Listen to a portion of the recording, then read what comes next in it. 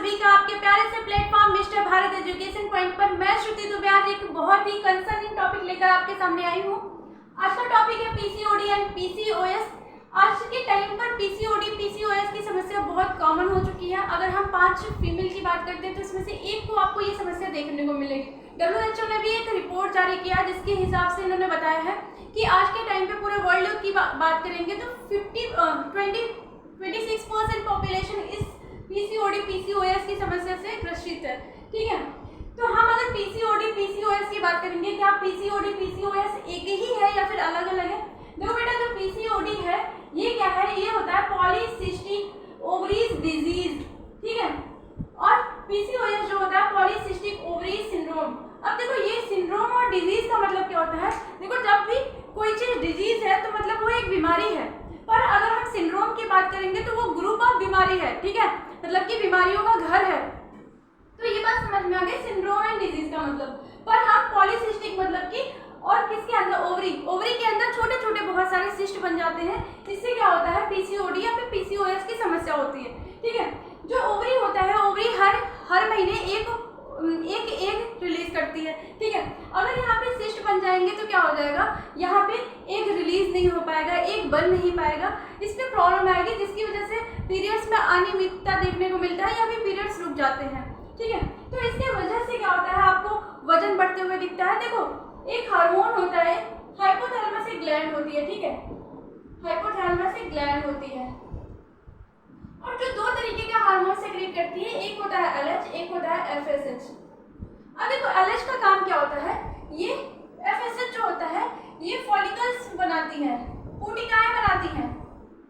ठीक है, जो ओवरी के पास एग रिलीज होते हैं, यहाँ पे क्या होती है, ये पहले फॉलिकल्स के फॉर्म में होते हैं, फिर इसी में से क्या होता है, इसी के अंदर से एग रिलीज होता है। तो ये फॉलिकल्स का डेवलपमेंट एफएसएच करवाती है और जो एलएच होता है ये हार्मोन होता है जो कि ओव्यूलेशन के लिए जिम्मेदार होता है। ठीक है, तो हमारी बॉडी के अंदर कोई भी अगर डिजीज की कंडीशन नहीं है, नॉर्मल कंडीशन है, तो जो हार्मोन्स होंगे वो बैलेंस्ड होंगे। ठीक है, पर यहाँ पे क्या होता है, जो ये वाली जो बीमारी होती है इसके अंदर होता है एलएच और एफएसएच का रेशियो डिस्टर्ब हो जाता है और एलएच का अमाउंट बढ़ने लगता है। ये क्या करता है, ये इंक्रीज करता है, इंक्रीज।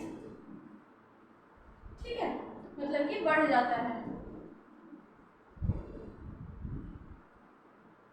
ठीक है बेटा, तो अब बढ़ने की वजह से क्या हो जाएगा, ये वाले जो हार्मोन्स होते हैं ये टेस्टोस्टेरोन बनाने लगते हैं, टेस्टोस्टेरोन बनाने लगते हैं। ठीक है, टेस्टोस्टेरोन हार्मोन क्या होता है, ये मेल का हार्मोन होता है और मेल के अंदर ये क्या करता है, दाढ़ी मूछें बनाता है और वहाँ पे जो मतलब मेल के कैरेक्टर्स के लिए रिस्पॉन्सिबल होते हैं वो सब चीज़ें करता है। ठीक है, तो वही सेम चीज़ें अब फीमेल के अंदर होने लगी, टेस्टोस्टेरोन का अमाउंट बढ़ने लगा, तो फीमेल के अंदर क्या होगी, यहाँ पे बेटा आपको फेस के ऊपर हेयर्स देखने को मिलेंगे, इनके हेयर फॉल होने लगेंगे और आपको इनके फेस के ऊपर क्या दिखेंगे, एक्नेस दिखेंगे।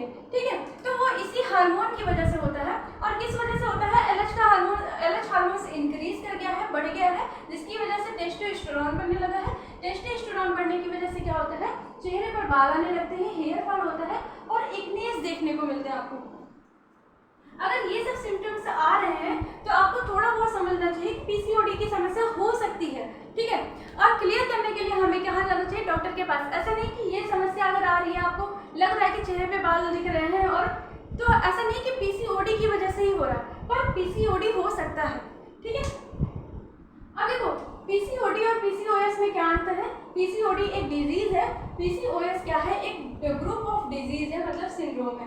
देखो, पीसीओडी के अंदर छोटे छोटे सिस्ट बनते हैं, यहाँ पे भी छोटे छोटे सिस्ट बनते हैं ओवरी के अंदर। ठीक है, पर ये कॉम्प्लेक्स सिचुएशन होती है, यहाँ पे ज़्यादा अभी ये क्या है, ये कंट्रोलेबल है, बट इसको कंट्रोल करने में हमें ज़्यादा टाइम लगता है। ठीक है, अब यहाँ पे क्या छोटे छोटे सिस्ट बनते हैं और डिस्टर्ब लाइफ साइकिल की वजह से होता है। अगर हम अपना सोने उठने का टाइम हमारा कोई फिक्स नहीं है और हम ज़्यादा अनहेल्दी फूड्स खा रहे हैं, प्रोसेस्ड फूड खा रहे हैं, तो इन सब वजह से क्या हो सकता है, पीसीओडी की समस्या हो सकती है, हमारे वेट गेन हो रहा है। यहाँ पे एक चीज़ आपको और भी देखने को मिलता है, इंसुलिन भी डिस्टर्ब हो जाता है, जिसकी वजह से आपको ब्लड शुगर टेस्ट भी करवाते हैं हम यहाँ पे। ठीक है, ब्लड शुगर लेवल भी डिस्टर्ब होता है। ठीक है, यहाँ पे टेस्टोस्टेरोन, एलएच हार्मोन, इंसुलिन, ये सारे हार्मोन्स का रोल प्ले होता है। ठीक है, तो पीसीओडी का मतलब समझ में आ गया। और देखो पीसीओडी बहुत सिंपल, इसको अगर हम कंट्रोल करना चाहते हैं तो केवल सिंपल अपनी लाइफ स्टाइल अच्छे से कर ले तो ये चीज़ें कंट्रोल हो जाती हैं, ठीक है। और पीसीओएस क्या होता है, एक मेटाबॉलिक और हार्मोनल डिसऑर्डर है, ठीक है। तो ये सारे कंडीशन, ये पीसीओएस की जब समस्या होती है तब ये सारे कंडीशन आपको देखने को मिलते हैं। और यहाँ पे भी आपको डिस्टर्ब जीवन शैली देखने को मिलती है और यहाँ पे फर्टिलिटी के चांसेस भी हो जाते हैं, ठीक है। फर्टिलिटी क्या हो जाएंगी, मतलब कि नपुंसकता की कंडीशन भी हो जाएगी, ठीक है। बातें समझ में आ रही है? ये चीज़ें समझ में आ गई कि पीसीओडी और पीसीओएस में क्या डिफरेंस है। हमने आपको लक्षण भी बता दिए।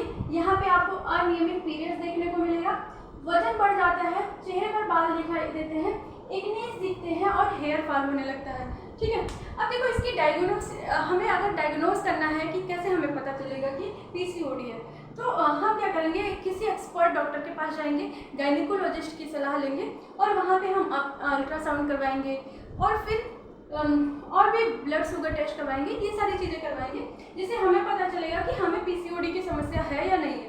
अब हम इसको अगर ठीक करना चाहते हैं, इसकी ट्रीटमेंट करना चाहते हैं तो हमें क्या करना चाहिए।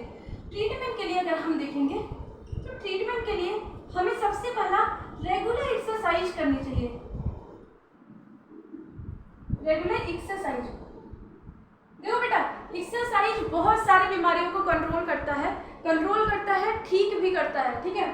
तो एक्सरसाइज तो करनी ही करनी है हमें। इससे क्या होगा, इससे बहुत हद तक चीज़ें ठीक हो जाएंगी। अगर पीसीओडी की समस्या है वो तो ठीक हो सकती है, पीसीओएस की समस्या भी ठीक हो जाएगी, ठीक है।